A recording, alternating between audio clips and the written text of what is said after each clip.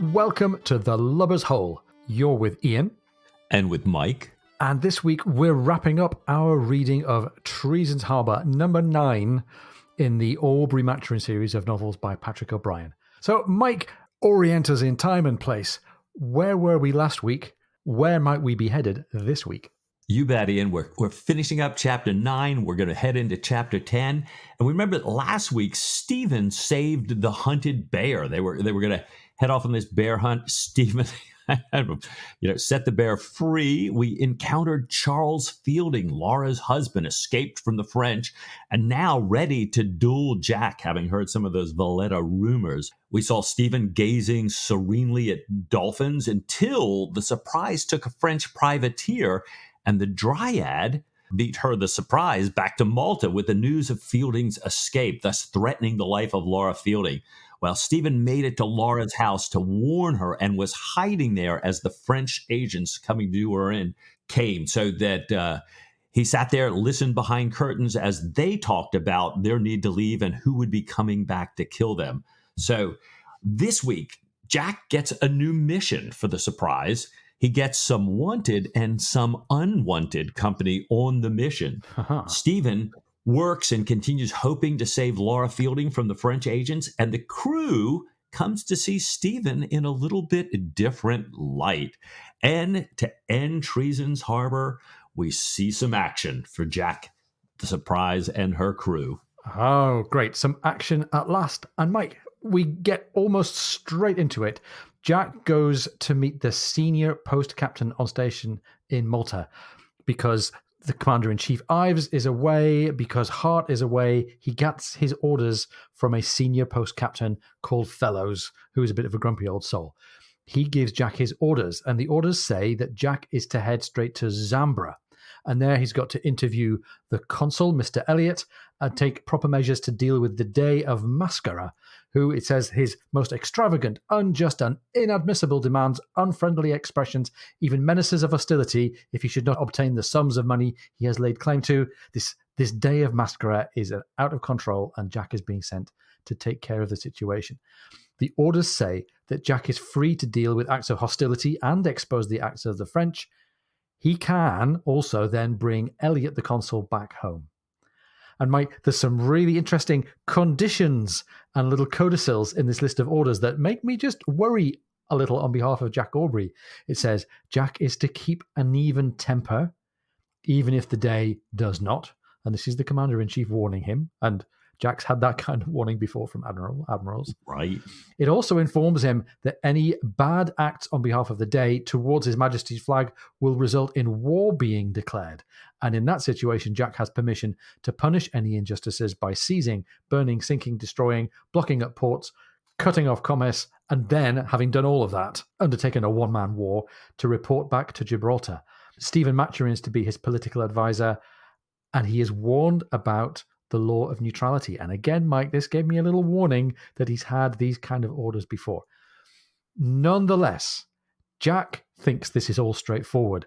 But Mike, this ruler, the Dey of Mascara, or Mascara, if you're into makeup, we've heard of it. We've heard of this guy before. This signifies something, don't you think?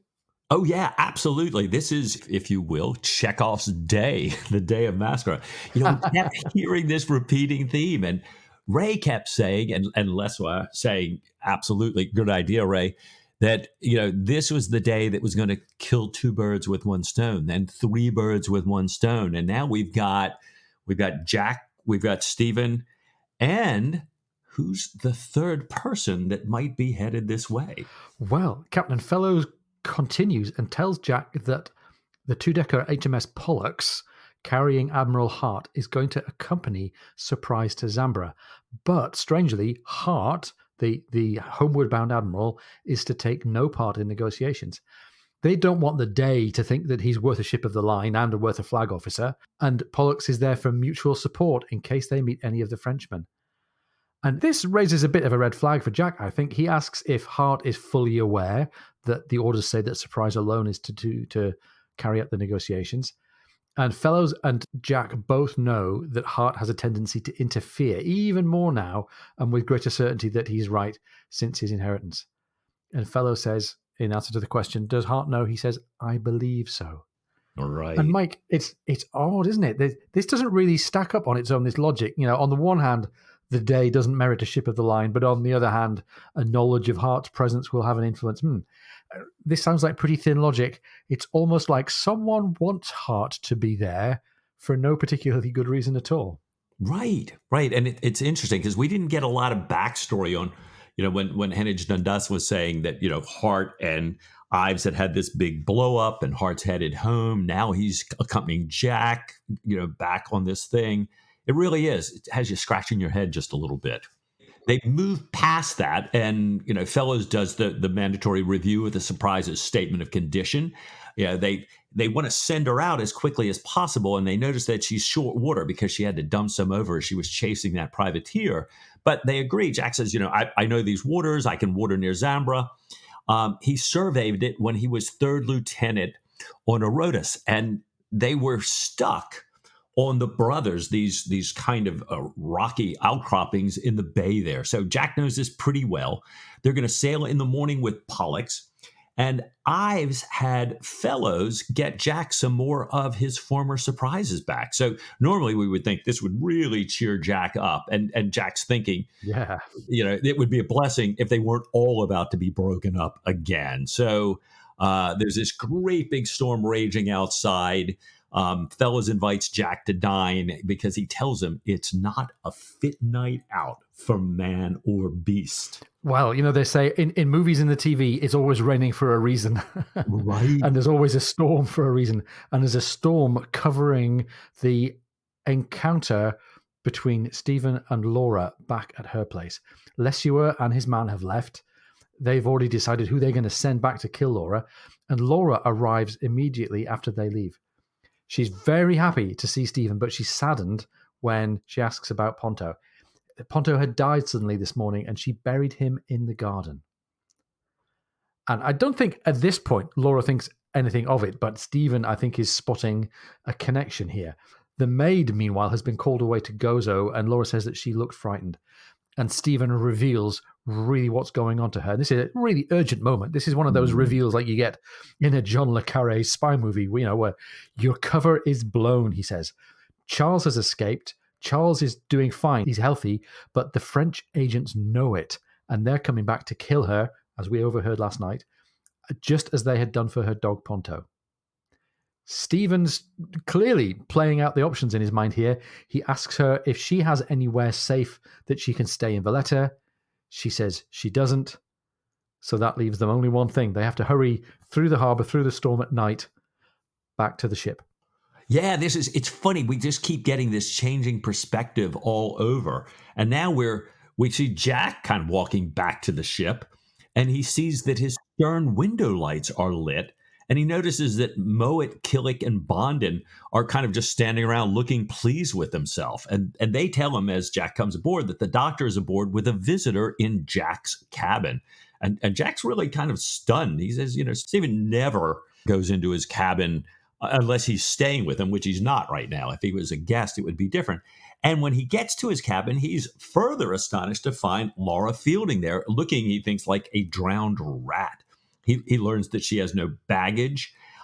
She, on the other hand, looked radiant because she's so happy to be away from this possible assassination. She was so scared. She kind of grew up in this Neapolitan court, the Two Sicilies, where she's seen all this stuff play out before. And now she feels like she's there surrounded in her mind by 200 powerful, affectionate men. She's also thinking, she's not worried about Charles. She's sure she can explain the situation to him. And despite the rain, O'Brien writes, she glowed to rival the lamp. Stephen, is right in the middle of this situation. He explains to Jack that he has promised her passage to Gibraltar in Jack's name. And Jack, these close friends, I love this, sees the urgency in Stephen's face. And, I can imagine Jack's mind's going in 100 directions, but he immediately says he's delighted to have her with them. He tells Killick to move him into Pulling's cabin, which they had never filled, to get Mrs. Fielding fresh towels, scented soap, get her his warm woolen dressing gown so that she can, kind of get out of her cold, wet things, and then to join them all for toasted cheese. Don't we just love a night with warm toasted cheese here? Oh, that's great. If I was going to arrive on board ship drenched and with the spies hot on my heels, I think I'd want a warm wool dressing gown and some toasted cheese.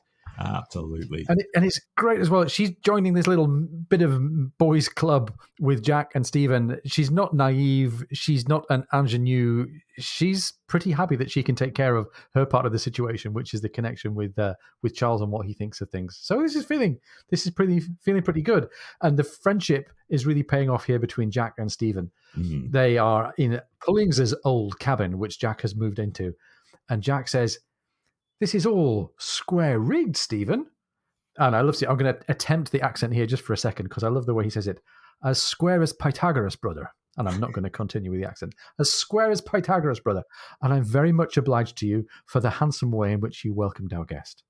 Now we learn a little bit more, or rather we're reminded about what's going on in the intelligence environment around Malta. "How did you know," asks Jack, "that we were bound for Gibraltar?"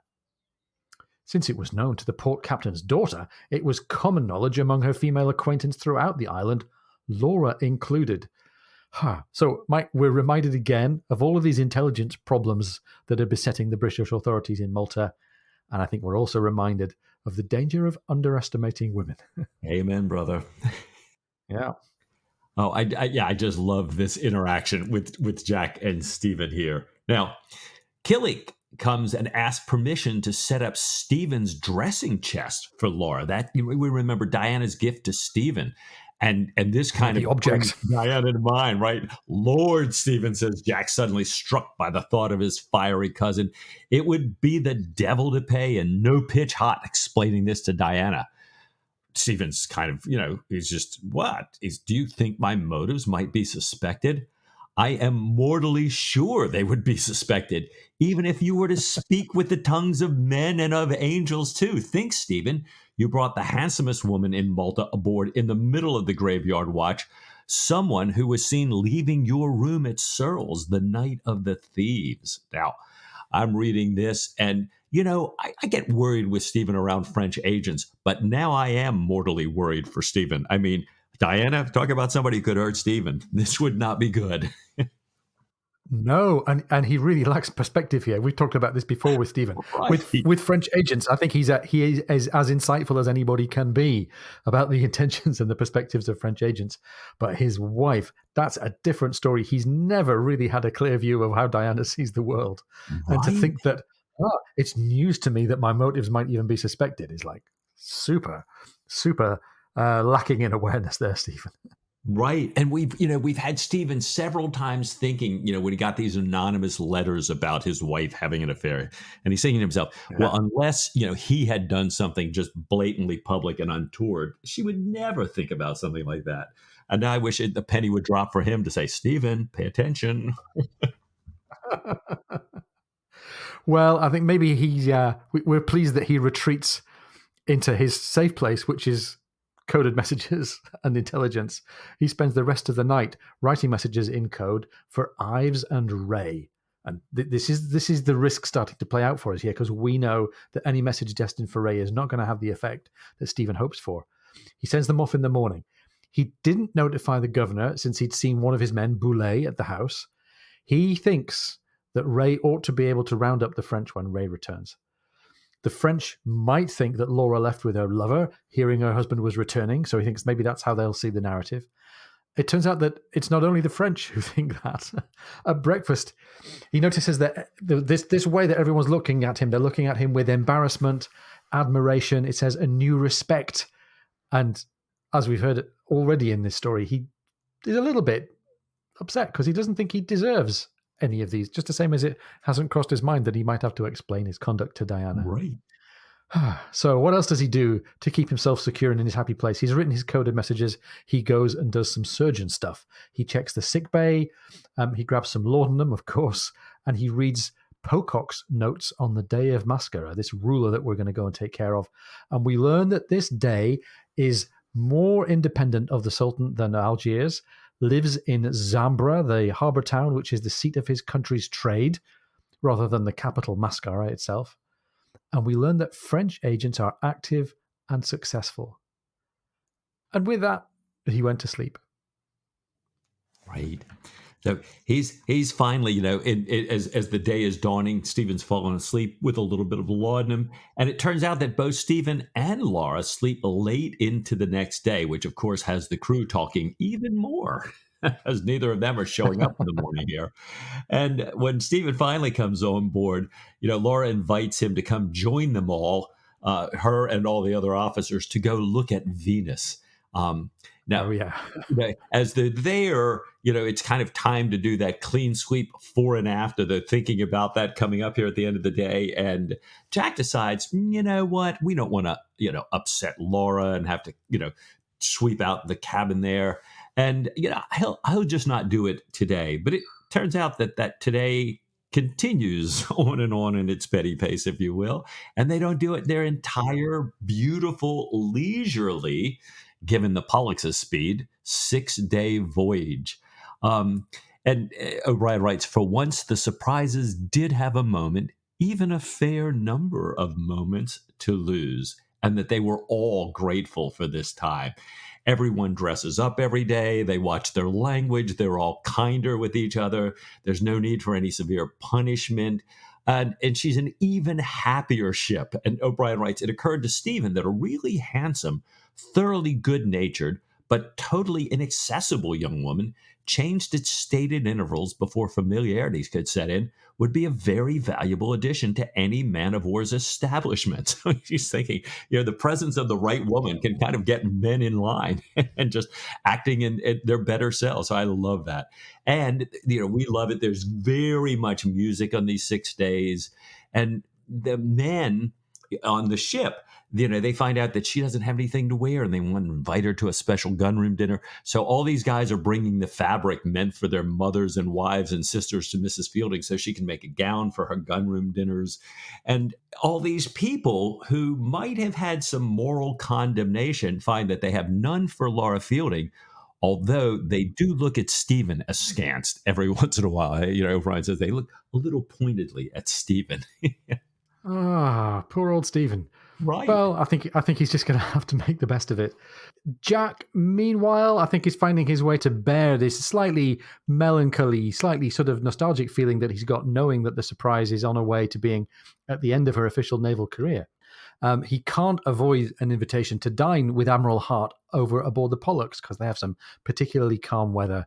And, we know that O'Brien loves describing big set piece meals, and he loves the fact that the crew are, in and around the Surprise like their good food and good wine and good entertainment. And this meal is none of those. The cook is drunk. The meal's a bit of a mess. A raw carrot in the middle of the pudding, I think he said. Right. And Harte is pretty willing to condemn it in front of the captain of the Pollux. But meanwhile, Jack praises the port, and Harte, who's a bit of a sour-faced old geezer at this point, says how he's had so much better port, and the kind of port that would make any naval port look like something cheap from the harbour mouth. But he still drank plenty of it. And Mike, I think this characterization of Harte is sort of what we've known about him so far. We've known and expected that he's a bit pompous, he's a bit vinegary, and he's a bit up himself. And he's also a bit nosy and he likes to interfere. And Jack realizes, having mistakenly mentioned the watering hole that he plans to go and visit at Zambra, Harte suddenly gets very interested. But this gives rise to this interesting little insight into Harte. Harte gives Jack a purse of coins and asks him to buy a Christian slave or two with it while on shore. And Harte makes a point, he says, of doing this every time he's on the Barbary coast. And the text says, Jack had known Harte for a long time without ever once knowing him to do a handsome thing. And this new aspect of his character added to the dreamlike quality of these last few days. An exquisite, gentle dream in spite of its strong sense of last time, even of doom, he reflected as the barge took him back. But he could find no way of expressing its nature in words. So, Mike, what's he going to do if he can't express a deep melancholy thought in words? Well, the text goes on. Music could come nearer. He could more nearly define it with a fiddle under his chin, to find it at least to his own satisfaction. With the lovely but menacing slow movement of a partita that he sometimes played running through his head. Mike, I think that might be Bach. Yes. With this running through his head, he gazed at the surprise. She was as familiar to him as a ship could well be, but because of this train of reflection, or because of some trick of the light, or because it was really so, her nature too had changed. She was a ship in a dream, a ship he hardly knew, and she was sailing along a course long since traced out, as straight and narrow as a razor's edge. Wow. It's beautiful writing, isn't it? I love this writing. Yes. You've got this cinematic descriptive writing of the sea, of the ship, of this relationship, of kind of fate moving through here, the atmosphere of this dreamlike journey. I mean, this is just so amazing here. All that O'Brien's doing in this passage. And as you pointed out, Ian, we just got this very interesting kind of new insight into Harte's character. Yeah. A little bit of a redeeming feature. And maybe that's because Patrick O'Brian likes everyone to have a bit of light and shade to their character. But B, they've given us a reason to care a little bit about Harte. And I find myself wondering why O'Brian might have done that. Right. And we know O'Brian has come at this through Stephen before and through others. Slavery is a bit of an issue for him here. And I think this is a great statement because you're going to say, even if somebody's as big an SOB as Harte, even he thinks slavery is wrong. So I think O'Brien's sending a pretty good message to us here. I love that. Oh, well, in the morning, kind of per Jack's orders, they part company with the Pollux. The Pollux is going to stand off and on while the Surprise goes inland through Zambra Bay to water and to visit Zambra, to kind of fulfill their mission there. This one that Harte's not to interfere with. And they're really hard at work. They want to beautify the ship before they get to Zambra, and they have this meeting with the Dey. And Jack has called all his youngsters together, as he always does with a new landing, to point out all the landmarks and the sea marks. And O'Brien actually includes a map. And Ian, you've noticed before that sometimes this tells us something when O'Brien decides to include a map in the book. I think so. I have a feeling, first of all, he only relatively rarely puts maps in books when there are loads of actions and complex bits of geography and kind of space and time that would really benefit from a map. I have a feeling that the moments when he puts a map in a book around an action like this are when it's fictional, because there's no way any reader can go, let me go look on the map and see what's going on with Zambra Bay. We head over to cannonade.net. Our old friend Tom Horn, his path of the track of the vessels in Treason's Harbour, says that he says, my best guess is that the fictional seaport of Zambra is somewhere in the vicinity of the Bay of Oran, or perhaps just a pseudonym for Oran itself. So we're way over on the northwestern kind of corner of Africa. We learned that this name Zambra is actually the name of a Moorish dance performed by Spanish gypsies. So that's where O'Brian got that from. But this is a fictional place. And we get this beautiful little sketch map in the books showing how deep this bay is, and portentously the location of these rocks called the Brothers, and the location on the other side of the bay of the watering place. Yeah, and I love this. So Jack's giving all this, knowledge to the youngsters, and then by doing that, giving it to us. But these four rocks, as you say, the Brothers, a cable's length apart in the northwest, which is across the bay from the watering place. And Jack points out that the Moors, the people in this area, really don't pay any attention to them. But Jack says, from his earlier experience, you have to pay attention, because large ships like ours have to be careful, because this is the narrow area in the otherwise deep bay. They head for the watering hole, and Jack goes and visits Stephen in the gunroom. He sees his rather scrappy-looking 3-day beard and a really vile wig, and that absolutely confirms in his mind that Stephen's innocence, because everybody else on board ship is absolutely dressed up to the nines all the time whenever Laura Fielding's anywhere within range, but Stephen is back to his scrappy, scruffy, scrofulous old self. Jack's upset that Laura has invited them for chocolate in Jack's cabin and not coffee. And they have this little kind of rather petulant sitting with their arms folded, waiting, seeing if she'll do the decent thing and command some coffee for them. They did get to have some coffee with her until the point where Jack went out to supervise landing and watering. So they're back over on the eastern side of this bay, and this watering place is within range. They're going to drop the anchor, and as they're doing this, they see pollux coming further and further into the bay. And this is a tricky thing for a big ship, because you get into the arms of a big, deep bay like this. You can then get stuck. You'll need to tack or wear to get out again. But Harte can't help himself. He's still out of sight of Zambra, looking across the bay at Surprise. And as Pollux gets in further, a gun fires from a fort. This fort at Acroma is flying no colours. Jack looks at the fort in his telescope and sees an 80-gun, 3-decker with Turkish colours, followed by 2 frigates, one heavy 38-gun frigate and a smaller 28-gun frigate, just like Surprise, all coming round that northwest headland, all 3 of them heading for Pollux, a worn-out old 64-gun ship. And guess what? The Turkish colours are a Ruse de Guerre, an Aubry classic. The Turkish colours come down, the French colours go up, and guess what? This is a powerful little squadron of 3 French ships. The big ship, the 3-decker, engages Pollux with full broadsides, yard arm to yard arm. And remember, in that arms of the bay here, Harte's got nothing he can do. Pollux is pretty much stuck and has to take the action.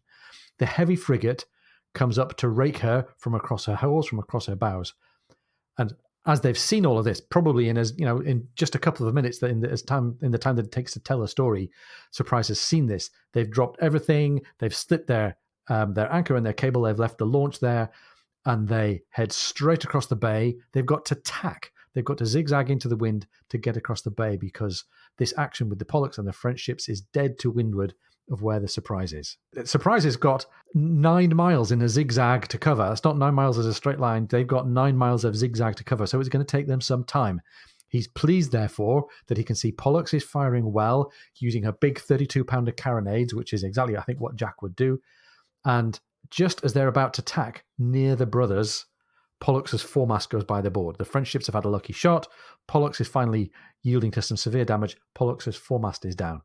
The 2 frigates then turn to engage the Surprise. Now that Pollux is kind of stuck and can't maneuver, these 2 frigates have got the weather gauge on Jack. They can head downwind. Jack asks Stephen to take Mrs. Fielding into the hold and head for the orlop, because if the French choose to fight now, there's nothing Jack can do as they come down from to windward of him. This 38-gun ship, the bigger of the 2 frigates, was unlikely to be as nimble as the Surprise. And I like this little perspective that Jack has, even as he's just watching them from a couple of miles away through the telescope. He can see that the crew on the bigger frigate isn't as confident or as well led as Jack feels that a British ship would be. The smaller frigate, although it's well handled, is pretty sluggish. They note that it's probably Dutch. It's kind of short and fat and broad-bowed. So he thinks he's got some options now to figure out how he can get past these frigates. One of them slow and sluggish, the other one badly sailed. And that's not going to be straightforward. They've both got the chance to do this kind of pincer movement to engulf him. And he remembers that Stephen had told him that the French term for about ship is adieu va, which means in ordinary language, we must chance it and trust to God. And he reflects that these next couple of tacks he's going to do are exactly that, a big roll of the dice. That is just about it with us, he reflected. Yeah, these big ships, they just continue to batter each other. And all of a sudden, the smoke just kind of blasts out from the center with this huge towering jet of flames. And Pollux's magazine has exploded. It blows down the French Commodore's foremast, but doesn't sink her. And Jack readies to wear ship, because now he can't help the Pollux, so he's trying to escape. He knows the French will absolutely attack him, even if he gets into Zambra. They'll, with all their strength, they're going to take him neutral port or not. And from the fort's firing, I think he's kind of realizing that, this is probably not a neutral port after all. No. He sees that big French 2-decker, badly damaged. It's got the boats out. It's not moving. And he knows that he could probably take either one of the frigates, but he can't take them both together. So he's studying them. as you were pointing out, that the big one doesn't seem to have been together as long, or had much time at sea. They're slower, but they have the weather gauge. The fort opens fire on them, but they can't get him. And clearly now he knows the French already had the Dey as an ally. So he steers for the west shore. And O'Brien tells us that Surprise handles like a thoroughbred. Love his horse language. And Jack knows, of course, just how to sail her. And he sails 2 miles parallel to the heavy frigate. And you've got Jack kind of like a supercomputer. All the calculations are running through his mind smoothly as he heads to shore. And close to shore, he comes about racing up towards the brothers and the cape beyond them. But with the weather gauge and the shorter distance, the French are gaining on him, and they're all racing for the brothers. And the frigate behind him is packing on more and more canvas, now going faster than the Surprise. And she's trying to reach the middle passage before Surprise and cut her off. So neither of them fire because nobody wants to check their speed. And the smaller frigate passes the first channel and tries to double back.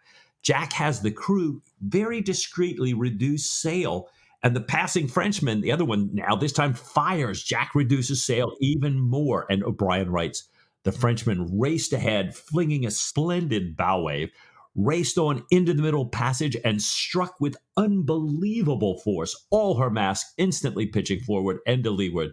Her consort at once bore up, running fast to the eastern shore. Silence fore and aft, roared Jack above the cheering. Clew up, back the main topsail.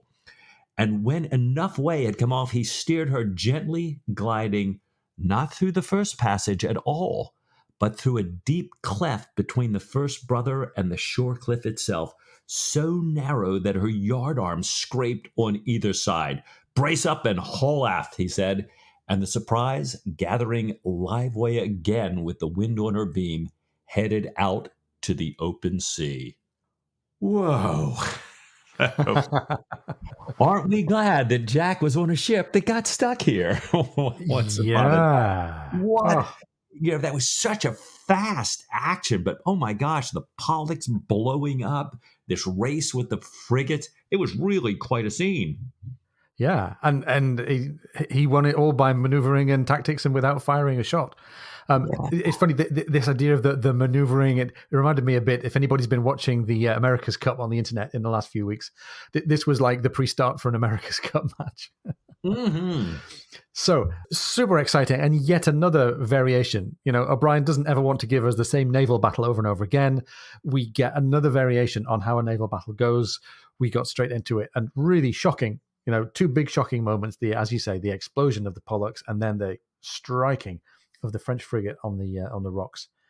And all of a sudden, it's like, birds are singing, the sun is shining, but all is not completely well. Jack has still got his orders.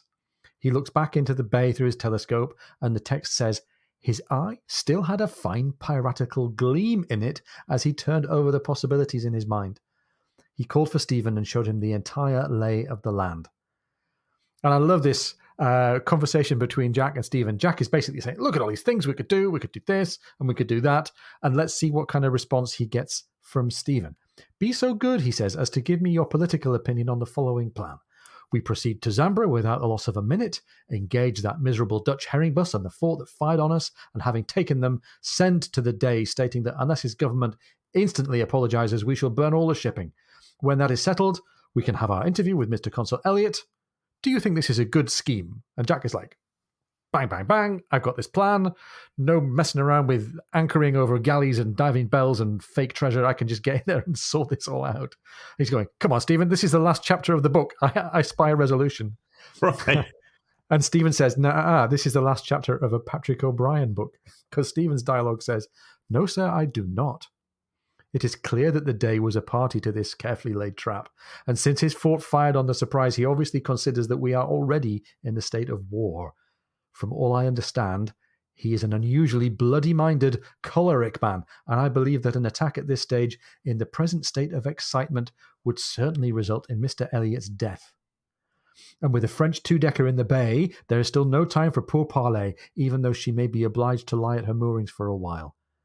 I think the plan, he says, politically unsound, not only for these reasons, but for many more. In the present circumstances, no political counsellor would advise you anything but to sail away and ask for fresh instructions. I was afraid you would say that, said Jack, with a longing glance over the water towards Zambra. There is a great deal to be said for making hay while the iron is hot, one of our favourite Aubreyisms. For making hay while the iron is hot, but we clearly must not kill Mr. Elliot. And I like the fact that Jack is going, well, Mr. Elliot's life is kind of in the balance here, and let's make a calculation. But no, reason prevails. Jack gives orders to head for Gibraltar and says, well, since it's stopped raining and we are to have no battle, we must let poor dear Mrs. Fielding out of the hold. And that's the cue to go straight back to the comedy of Manners' World, the youngsters of the ship fighting over who's going to go and get her. Right. It is so funny because we've had all this stuff happen now, and now O'Brien's saying is Killick has the cabin back in place much faster than he usually does. Laura invites Jack and Stephen for coffee. Jack decides, you know what? I think I'll start my official letter tonight, as we're going to arrive in Gibraltar by Tuesday, which is always a lucky day. And O'Brien writes about Jack thinking to himself, if the admiral gave him a ship of the line with a captain junior to himself, the names of a half dozen passed through his mind. The possible, indeed the probable, taking of the two Frenchmen would set him up on the right road again, the road for employment.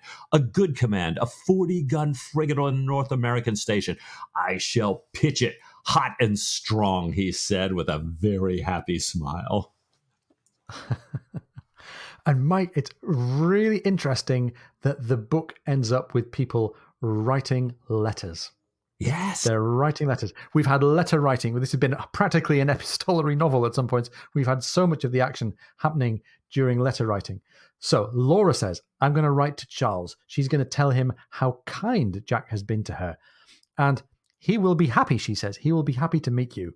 And Mike, I think that she might not know the significance of the word meet, which is a term very precisely used by Fielding in his earlier note to Jack, clearly suggesting, as we already know, that actually he has in mind a rather deadly kind of a meeting. So the text goes on. Stephen said, but to himself alone, I too shall write a letter. Not more than 8 or perhaps 9 men knew the contents of Jack's orders. And if that does not enable Wray to lay his hands on the prime chief Judas, then there is the very devil in it. Ooh. Boy, I will tell you, there is indeed the very devil in it, but I don't think we know Stephen doesn't realize who the devil is here. We're at the end of Treason's Harbour, and none of our heroes know who is harboring treason in their heart in this harbor here, right? Well, I think I failed to mention earlier, we dispatched Harte on the Pollux, and O'Brien does have a short interlude there where everybody acknowledges that despite this kind of predominant mood of victory, they think about Harte, but then they move on to coffee and everything, as we had said here. And we're kind of, to me, it's a little bit like the way the book ends, that there's all this ominous stuff, but everybody seems to be happy. Everybody seems to be moving on. And like you say, Jack thinks he's set up for a happy road ahead. Stephen thinks Ray's going to put an end to the French spies in Malta. Laura thinks everything's coming up roses. She can't wait to see Charles. And we always know in a Patrick O'Brian book, just when you think everything's going great, you got to ask yourself, what could possibly go wrong? What indeed? And there are still a few puzzles, right? Even though the book is called Treason's Harbour, we still haven't really uncovered, to all of the actors in the story, we haven't really uncovered the treason. This wasn't really Treason's Harbour. This was the beginning of the sign of a treason taking place somewhere right in the dark depths of the harbour. Because we suspect, Jack and Stephen suspect even more strongly, that there's some bad dealing going on somewhere, but only Wray himself and we, the reader, know the real extent of the treason and who's involved. And maybe we're going to find out at the beginning of chapter 1 of the next book that Ray's been arrested and he's been hanged and it's all been taken care of. Or maybe not. Yeah, maybe not indeed. Yeah. So, Mike, maybe this is a really good moment. Let's take a break and go and enjoy a cup of coffee, hot and strong, and then maybe have a few thoughts about where we're at in the canon so far and where we've got to and what might be lying ahead. Great idea, Ian.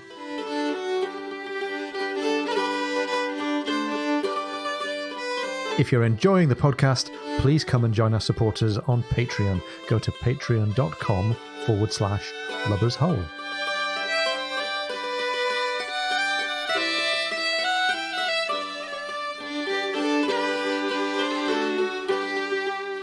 So, welcome back. We hope that you're fortified.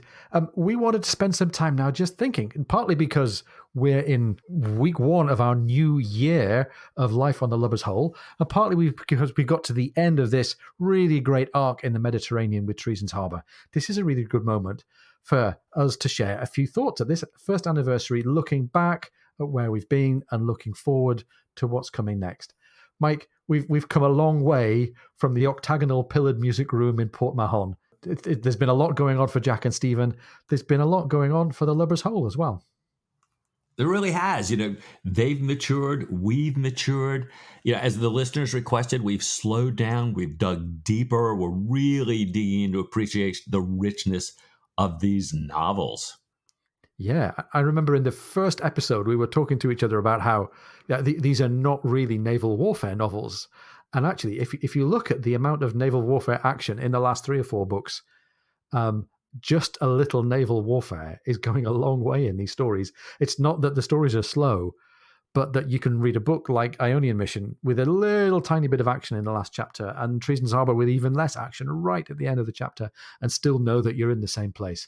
Compared to the amount of action that was in HMS Surprise or certainly Mauritius Command, we're being very sparingly treated to kind of Blood and Thunder. Yeah, very true. Very true. In lieu of all the blood and thunder, what we've seen is this incredible character development. We've watched Stephen and Jack, how they've grown in their friendship. We might even say it's almost a problem. They're so mature and steadfast in their friendship that even this affair with Laura Fielding, something that had them about to duel each other in Post Captain, doesn't shake them. And so you kind of wonder, where are these guys going next? I love that. Yeah, Jack's. Well, there are still some things going on in both of their backstories, I guess. And speaking of what's going on in their backstories, it's amazing how some of the major secondary characters haven't really been front and center in the last couple of books, but we know for sure that they're still there. So Sophie and Diana, to mention the 2 most important ones, they've been the subjects of letters and the authors of letters, but we haven't had them front and center really since they left London a couple of books ago. Joseph Blaine, Jagiello, Admiral Harte until the episode aboard the Pollux a couple of paragraphs ago, Hennage Dundas, and now Andrew Wray, assuming that he gets to survive chapter 1 of the next book, and I'm not going to spoil that one for you all. These characters all have a life of their own. They've been drawn out as the books have gone by. They've got a place in the story, and we're aware of them even when they're not often on the page. It's so true, Ian. And we've got the most important secondary character of all, HMS Surprise herself. In the normal timeline of a post-rank captain managing to achieve some success and interest in the Admiralty, you'd expect Jack's time as a frigate captain is either over or about to be done. So what do? Do we kind of join him in mourning the passage of the Surprise, the passage of this stage in his career? Or is something else going to take place? There's some clues in the life of Thomas Cochrane, but that's in the future, and we know we don't deal with spoilers in this podcast. No, we don't. And we know that matters to our listeners as well. So as well as getting to know all of the characters in the novels, Mike, we've had a great time getting to know our listeners. It's been really lovely, I think, in this kind of first few books to get a chance to meet everybody. I think we've had a great time getting feedback from our listeners and from our Patreons and the great supporters over there on Patreon. We've had great conversations on social media. As you all know by now, on Twitter, we're at Hole Lubbers, and on Facebook, we're on facebook.com/LubbersHole. We've had some great back and forth with people on those channels, and getting together with our patrons from time to time on Zoom calls as well. That's been really great. Yeah, it is. It's certainly a mark of the pandemic and our lockdowns when there is a fun Zoom call to be on, and those were Yeah. definitely and continue to be great fun Zoom calls. Yeah. So this is probably a nice moment, I think, to do a little shout out to all the people who are currently supporting the Lubbers Hole on Patreon, because we know that you all are listening because you love the show, and I think you all know that we're making the show because we love to do it. But the support of the patrons really means that we can get some of the editing and some of the organization of the show taken care of for us, and it frees us up to keep thinking about great content. And we've had some really nice dialogue and some really nice support with all of our patrons. So we want to say a big thank you to them right now. We'd like to thank Ellen Skolden and Anthony Ruggier, I hope I'm pronouncing that right, and Jane, whoever Jane is, and Ryan Giuliano. Ken Douglas, Jim Cashes, Shawana Armstrong, Andrew Jensen, Jane McCammett, Kate Lovelady. Yeah, and Blaine Trockman and Julie Rose. Thank you, Julie. Gerald Powell and Anthony Vogel are all supporters. Thank you to you guys. Plus, there's Greg Timar, Edwin Villarreal, Rob Steele, and James Amatruda. Yeah, Les Elkins, Chris McDermott, Mac Johnson, Ethan Basseri, David Catania, Cat Nope, somebody with the screen name Snarked. Love that.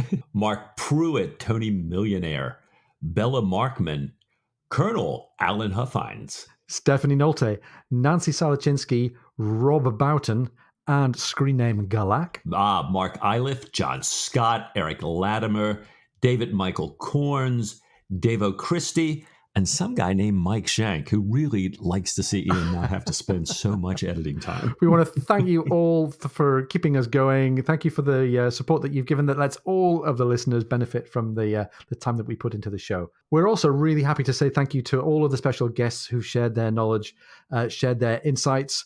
We've been really fortunate to spend some time with them as well, doing contact with our Patreon supporters. We've had the chance to share some of our extended interviews with our guests with Patreon supporters. We've been delighted to have them showing up as guests on our Patreon Zoom calls. Yeah, and I'm going to come back to Julie Rose again, and thank you so much for having us on your Love What You Love podcast. Now, if any of you out there want to learn a little bit more about the history of the Lubbers Hole, catch us on Julie's episode 34, named The World of Patrick O'Brien, with Ian Bradley and Mike Shank. And we'll put a link to that out there on social media. And while you're there, catch some of her other great episodes, including the guy who's building a replica of one of these ships, as well as people doing all sorts of amazing things that they're passionate about. And loads of other online resources that have both helped us as we've pulled the podcast together, and I think are there as a resource for you all to enjoy. You've heard us mention in this episode already Cannonade.net and Tom Horn, who was a great guest on the show, hmssurprise.org and the Gun Room. You guys are great. The Facebook groups, the Aubrey Maturin Appreciation Society, the Patrick O'Brien Facebook group, that great web link, a guide for the perplexed, which I think we shared out just on our socials in the last week or so. Really, really great to have all of that help. Really great to feel like we're part of this community of people who still are loving these books and talking about them and teasing out some of the richness of what's in the text. Yeah, and there's so many more that I know that we've used and referenced and listed before. And maybe we'll come back and point out some of those great guides that people like the Gun Room have put together, listing so many of these things. I can't tell you how many times I've gone to the Singularity to find out where a phrase or name appears in the canon. So it's just great things.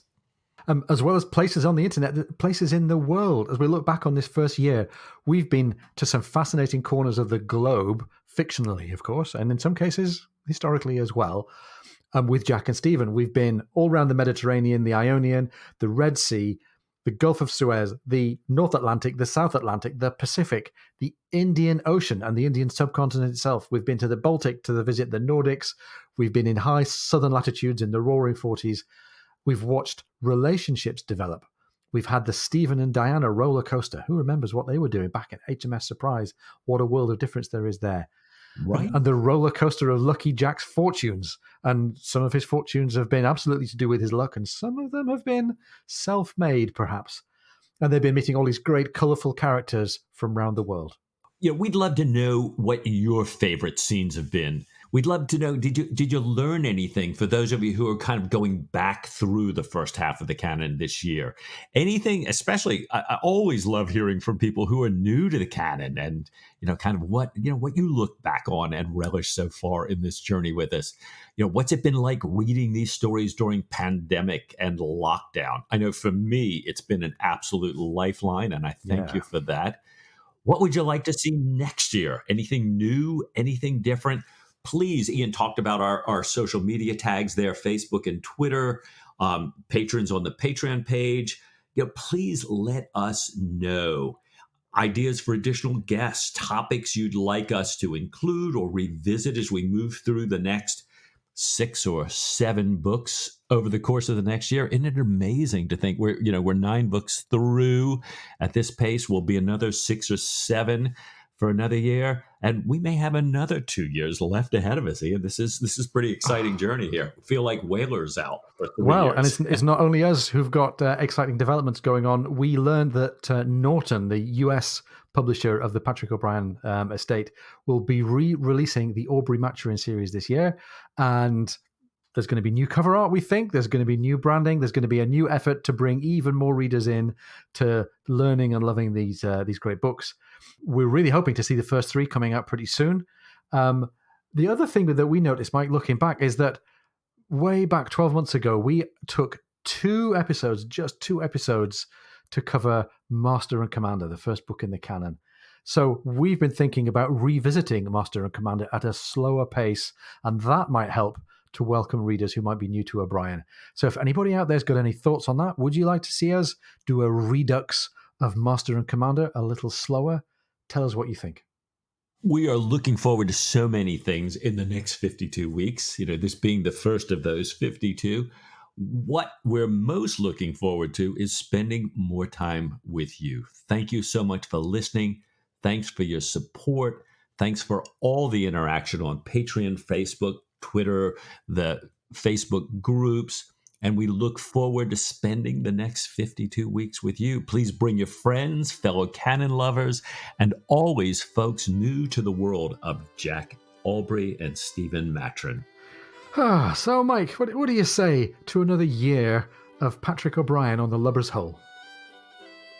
With all my heart.